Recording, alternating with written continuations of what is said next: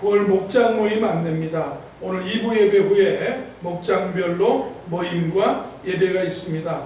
함께 하시어서 크신 은혜의 시간을 목장별로 갖게 되시기 바랍니다.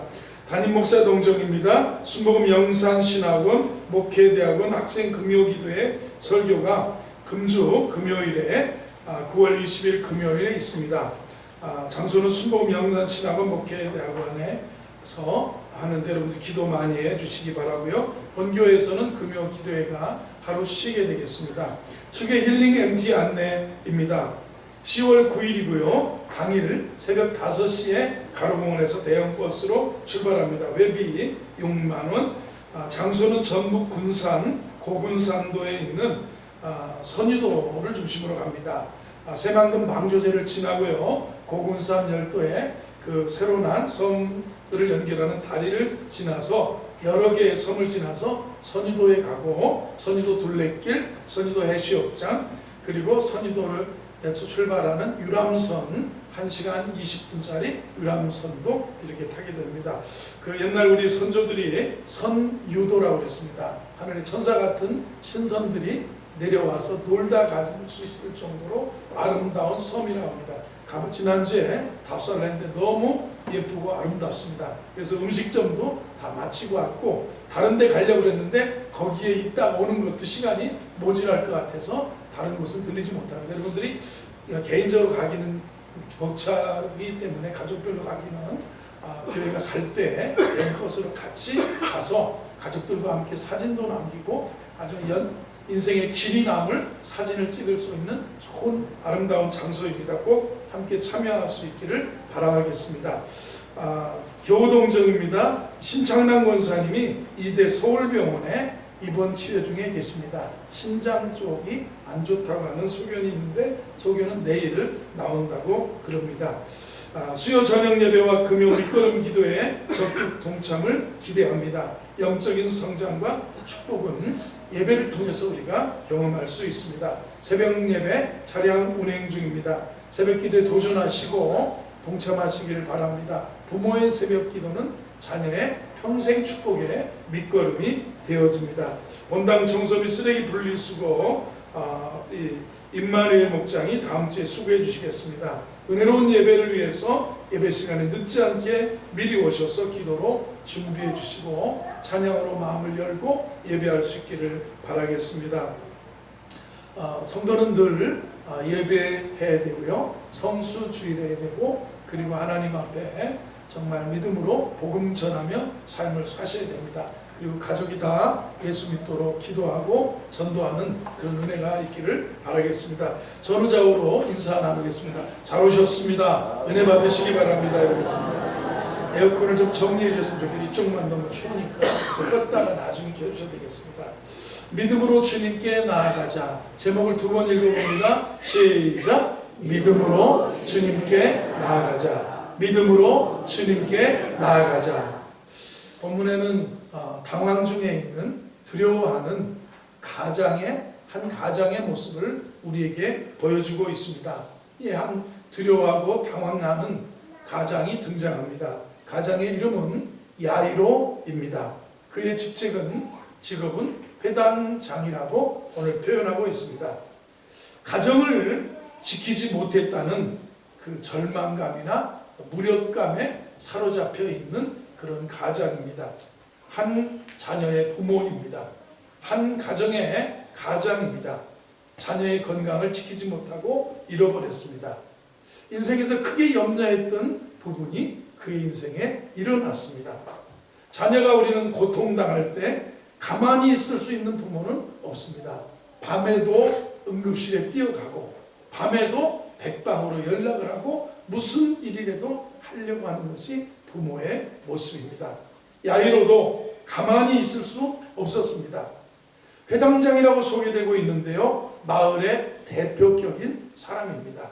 마을마다 고을마다 일정 지역마다 인구마다 있는 그 회당에 가장 영향력 있는 장소가 회당인데 그 회당을 그 장소를 대표하는 사람이 야이로였습니다.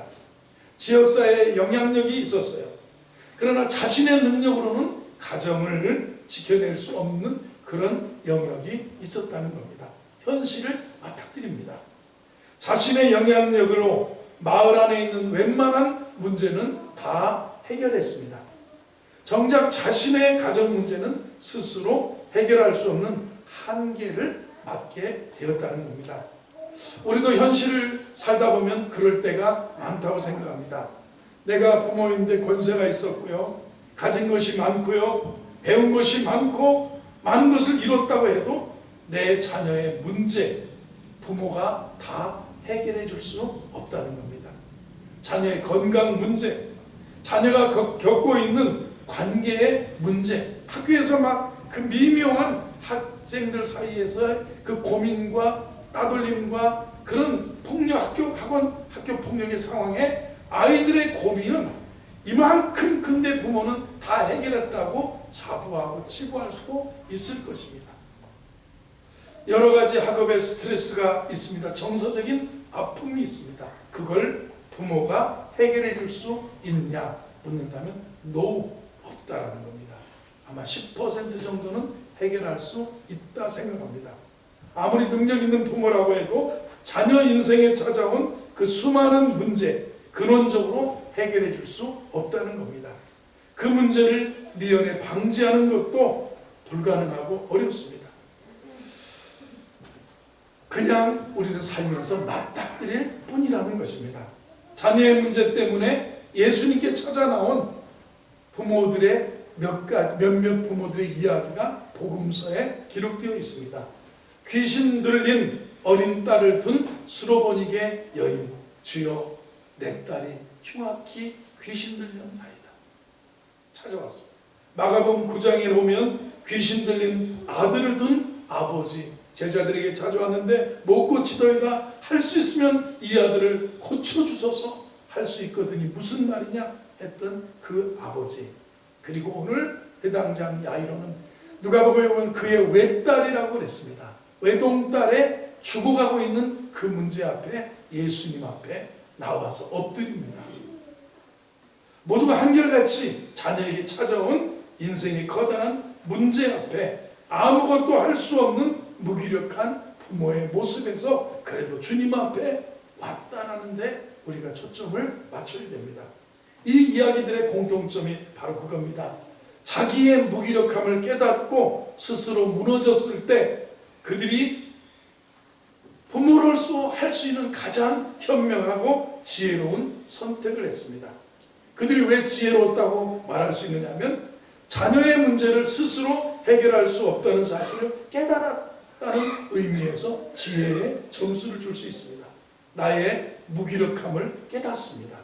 그리고 그 문제를 스스로 해결할 수 없는 그 문제를 가지고 예수님께 나왔다. 내 무기력을 깨닫는다. 그리고 예수님께 그 문제를 가지고 나와 엎드렸다는데 이들의 지혜를 볼 수가 있습니다. 이것이 인생을 살다 보면 가장 큰 지혜라고 여깁니다. 모든 문제를 근본적으로 해결할 수 있는 분이 누굽니까? 주님이십니다. 그 예수님께 그들은 문제를 가지고 나갔습니다. 여기가 중요한 겁니다. 거기서부터 문제가 풀리기 시작했습니다. 그 전까지는 내가 발버둥 치면 칠수록 깊은 수렁 같아서 점점 더 문제가 깊어졌습니다. 더 깊은 수렁에 빠지게 되었습니다. 부모로서 스스로 자녀의 문제를 해결하는 풀이를 하려고 백방으로 다녀봤지만 그때뿐이었고요. 더 큰 절망과 허무함이 밀려왔다는 겁니다. 처음에 야이로도 그랬습니다. 그래서 야이로도 같은 절망에 빠진 겁니다. 유일한 외동딸입니다. 이제 12살입니다. 죽을 병에 걸린 겁니다. 딸 바보였던 아버지는 야이로는 자신이 할 수 없는 모든 것을 할 수 있는 것을 동원해서 해봤는데 안 됐습니다. 시간이 갈수록 병세만 깊어졌습니다. 더 큰 절망에 빠져버린 상태입니다. 그런데 한 줄기 빛을 발견하게 됩니다. 예수님이 근처에 오셨다는 겁니다. 오늘 본문은 이렇게 말합니다. 21절 말씀을 보면 이렇게 예수께서 배 타시고 다시 맞은편으로 건너가시니 큰 무리가 그에게로 모이거늘 이에 바닷가에 계시더니 그때 예수님이 배 타고 자기 지역으로 건너오셨다는 얘기를 듣고 야이로는 달려나갑니다. 22절, 23절을 한 목소리로 읽습니다. 시작. 당장 중에 하나인 야이로라는 이가 와서 예수를 보고 발 앞에 엎드려 간곡히 구하여 이르되 내 어린 딸이 죽게 되었사오니 오셔서 그 위에 손을 얹으사 그로 구원을 받아 살게 하소서 하거든. 이 소문을 들었는데 예수님은 어떤 분입니까? 누구든지 자기에게 나오는 자를 환대해 주더라. 어떤 누구의 손도 뿌리치지 않으시더라. 그 손을 잡아주시고 품어주시는 분이라는 것을 들었습니다. 못 고치는 질병이 없으시다는 것을 들었습니다.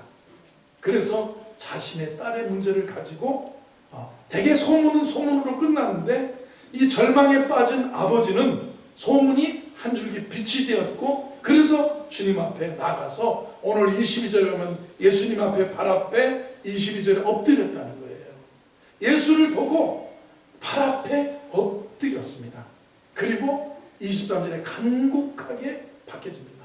구합니다. 내 어린 딸이 죽게 되었습니다. 오십시오. 그리고 오셔서 머리에 손 얹어서 그가 구원받게 해주시고 치유를 얘기하는 거죠. 다시 살게 해주십시오. 간곡한 자세. 그리고 자기 집으로 초청하는 겁니다. 그리고 손을 얹어달라는 겁니다. 구원받게 해달라는 겁니다. 그리고 다시 살게 해달라고 구체적으로 야이로가 예수님 앞에 나와서 간구하는 것을 우리가 보게 됩니다. 여러분, 우리도 이렇게 자녀의 문제 아니면 어떤 가정의 어려움이 있든 문제를 가지고 예수님께로 나아갈 기회가 있어요. 언제든지 그 기회가 우리에게는 언제 그러나 야이로는 요때 지났다면 만약에 야이로는 기회를 놓쳤을지 모릅니다. 그러나 우리에게는 좋은 점이 뭐예요? 항상 기회가 있어요. 길을 가다가도 주님께 나갈 수 있고요.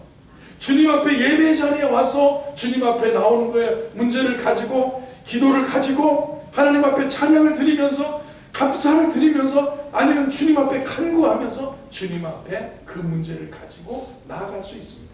우리는 믿음으로 이 고백을 할 수 있어야 됩니다. 자녀는 하나님의 소유라고 해야 돼요. 내 소유 아니에요. 보라 자식은 여호와의 주신 기업이요 태의 열매는 그의 상급이로다. 하나님의 상급으로 주신 거고 여호와가 주신 기업이지 내 자식, 내 소유, 내 거, 내 맘대로가 아니라는 주님 하나님의 이 자녀에게 은혜를 베푸셔서 손을 얹으셔서 구원을 주시고 그의 아픔과 문제를 보듬어 주시고 품어주시고 지혜를 주시고 해주셔서 은혜를 베풀어 살게 하소서 하는 것입니다. 우리에게 주신 것은 자녀의 양육권이지 부모는 하나님의 대리자라고 신학적으로 정의를 합니다. 부모는 하나님의 대리자다. 그렇잖아요. 일정 기간 하나님을 대리해서 나를 키우고 나를 양육하고 그리고 나를 결혼해서 떠나보내시고 그리고 하나님 그래서 부모는 자녀의 우리에게 주신 양육권이지 소유권이야. 내 자식이 아니에요. 이거는요. 내 자식은 내 자식이지만 이거 내가 소유할 수 없는 거예요. 하나님의 자녀고 하나님의 아들이고 하나님의 딸이라는 겁니다. 주님께 맡기실 수 있는 여러분 되기를 바랍니다. 자녀의 양육에 예수님께서 함께 참여하시기를 기도하셔야 되고요. 예수님께서 우리 친히 자녀를 돌보시고 함께 하시고 은혜를 주신다 믿으셔야 돼요. 절대 나 혼자 아니다 생각하세요. 가정의 자녀는 아빠 엄마만이 키우는 게 아니라 하나님의 손길이 그와 함께 하십니다. 한번 하겠습니다. 하나님의 손길 해보세요. 인생을 살면서 이 손길 여러분의 손길이 잘 미치면 여러분의 살림 가정이 살고 가정의 경제가 살고 자녀들의 옷이 달라지고 여러분의 손길이 중요하지만 여러분의 손길이 미치지 못할 영역 여러분의 손길이 한계가 있습니다. 그때는 주님이 오셔서 주님이 머리에 손 얹어주시고 주님의 손길 하나님의 손길 여러분 인생에도 내가 살림한다고만 되는 것이 아니라 하나님의 손길이 있어야 돼요. 이 손길을 잘 돌보심 받는 은혜가 있기를 주의 이름으로 축원합니다. 결국 기도는 부모로서 최고의 소명을 다 하나님 그를 만져주세요. 하나님 그 손 잡아주세요. 하나님 일으켜주세요. 하나님 새 힘 주세요. 오늘 야이로의 딸이 야이로의 집에 예수님이 들어가셔서 그 손을 잡고 달리다금 일으켜주시고 그리고 먹을 것을 줘서 새 기운을 북돋아 주시는, 결국 주님이 손 잡아 주시면 하나님의 손길, 내 손길도 중요하지만 하나님의 손길의 영역을 인정하는 믿음의 종들이 되기를 주의 이름으로 축원합니다. 그래서 우리 자녀 하나님이 함께하는 자. 아멘 해보세요. 오늘 야이로는 죽을 병에 걸린 딸의 상황을 가지고 예수님께 나아가게 된 겁니다. 반응이죠. 예수님의 반응. 이렇게 나오셨어요. 주님 간곡히 발 앞에 엎드려서 어린 딸이 죽게 됐으니 우리 집에 오셔서 그 위에 손을 얹으셔서 구원받게 해주시고 살게 해달라고 이렇게 하는 거예요. 수로보니게 여인의 이야기도 기억합니다. 내 딸이 흉악히 귀신을 들렸나이다. 자녀의 떡을 쳐야 개들의 주여 옳습니다. 개들도 주인의 상에서 떨어지는 부스러기 같은 은혜를 입습니다. 그때 치유해 주셨어요. 마음으로 간곡하게 옳습니다. 주님, 개들도 주인의 상에서 떨어지는 부스러기 같은 은혜라도 입습니다 하니까 그 딸을 치유해 주셨습니다. 할 수 있거든이 무슨 말이냐? 믿는 자에게 능치 못할 일이 없다. 제자들이 못 고칩니다. 주님, 혹시 할 수 있으면 할 수 있거든이 무슨 말이냐? 주님께는 믿는 자에게는 능치 못할 일이 없다. 주님의 반응입니다. 예수님은 우리들의 문제를 가지고 오는 이 부모를 측은히 여겨주셨어요. 이 아이를 불쌍히 여겨주셨어요.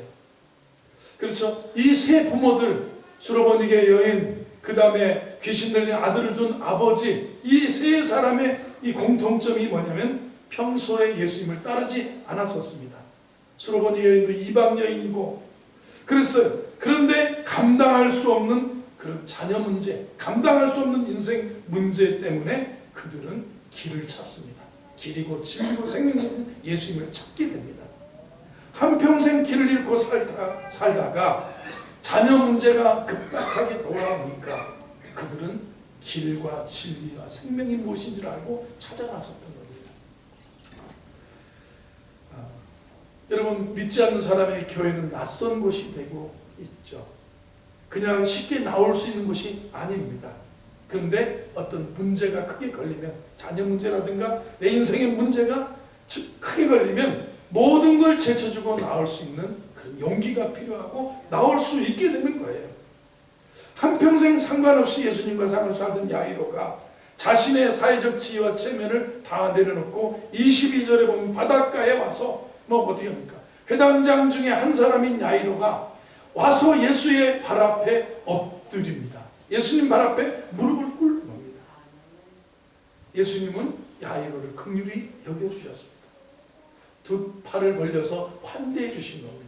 관심 기울여 주셨고 눈을 마주쳐 주셨고 1대1로 말씀을 건네주셨고, 어떻게 살아왔든지 저와 여러분이 주님 앞에 나아간다면 은혜를 받게 될 줄로 믿습니다.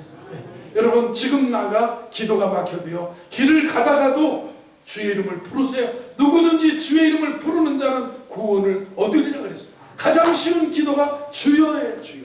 믿음을 담아서 주여 해보세요. 한번 따라하세요. 주여 해보세요. 주여. 주여. 누구든지 주의 이름을 부르는 자는 구원을 받으리라 그랬잖아요.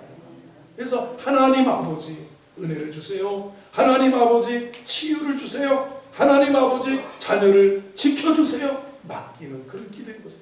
예수님은 환대해 주시고 공감해 주시고 내 말에 귀 기울여 주시고 내 인생 문제에 집중해 주실 거라는 겁니다. 살면서 우리는 거절을 당할 때가 참 많습니다.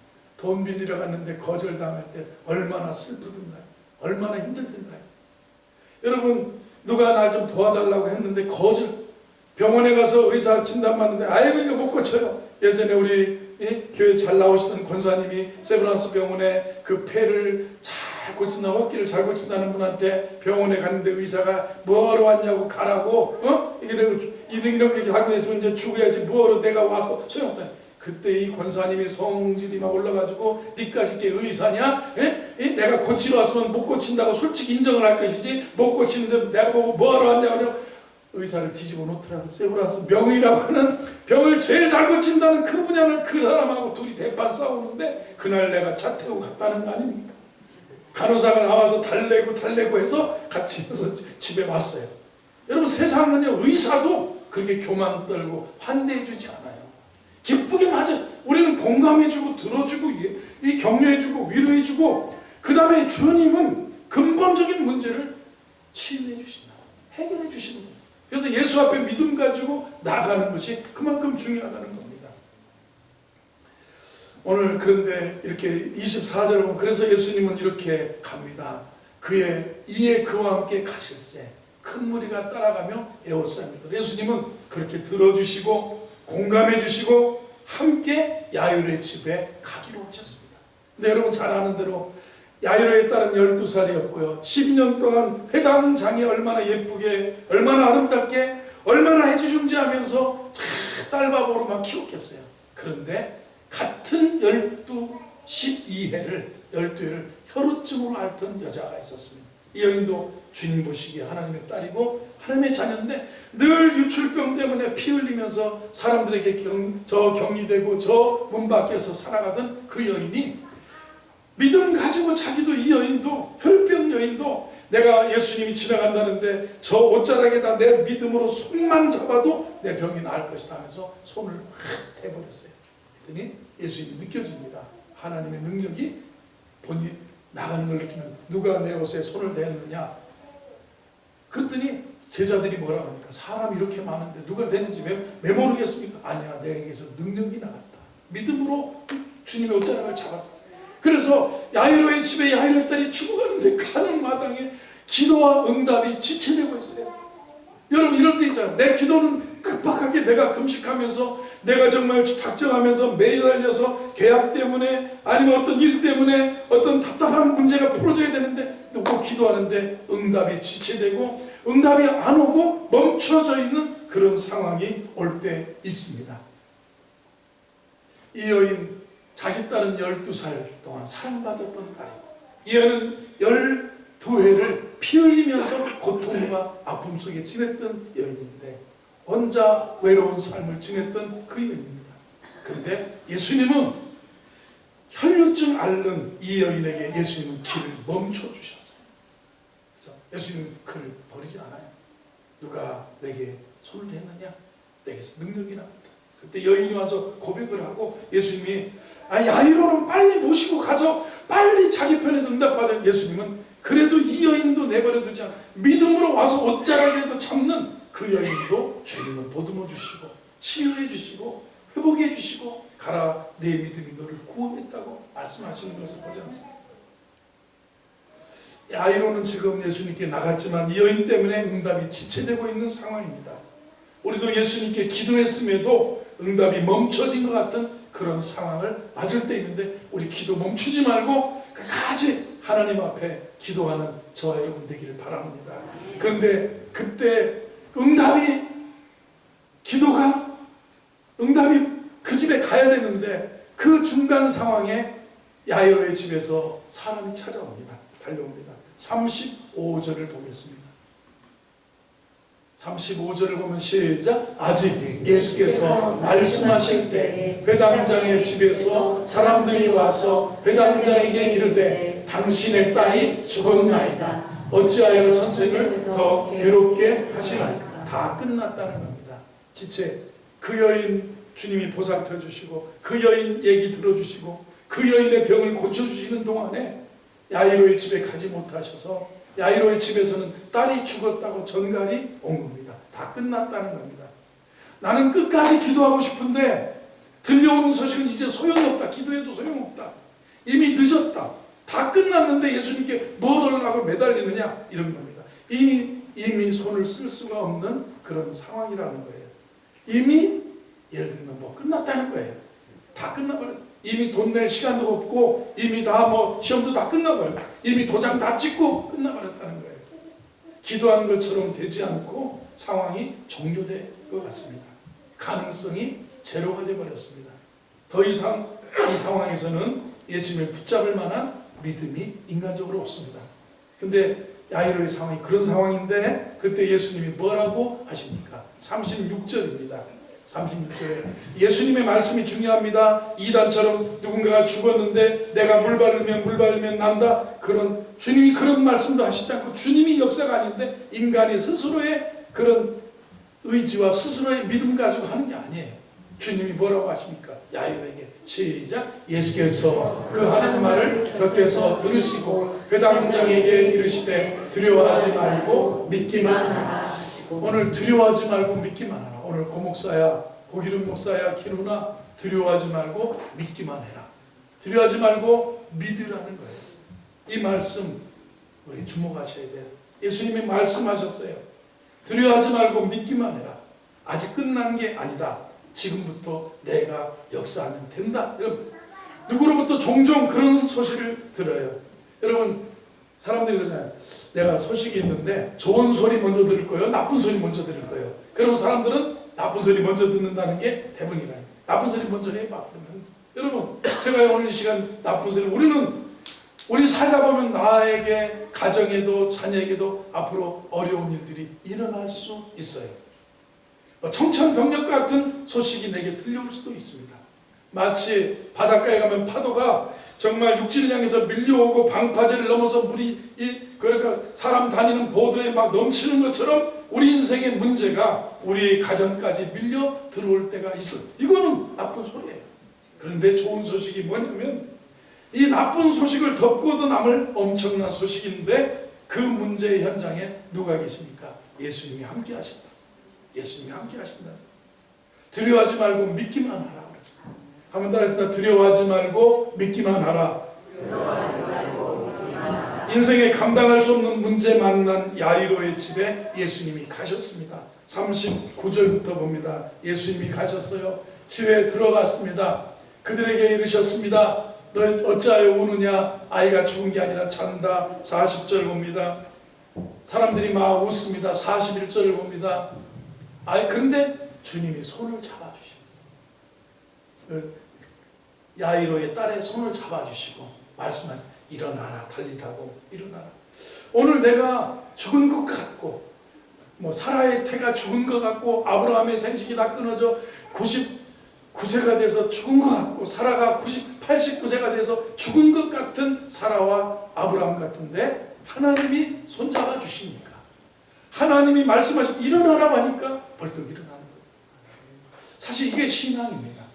죽은 자와 방불한 아브라함에게도 사라에게도 역사가 일어난 것처럼 오늘 우리에게 우리 손을 주님이 오셔서 함께 하셔서 손을 잡아주시면 여러분 손 잡아주시기를 바랍니다. 옆에 계신 분에게 주님이 손 잡아주십니다. 일어나라고 세워주십니다. 일어나라고 하시면서 나를 세워주십니다.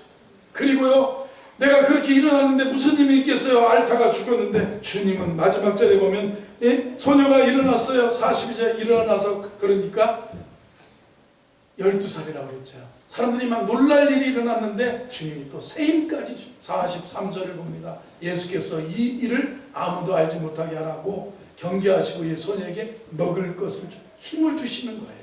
먹을 것을 주고 손 잡아주신다.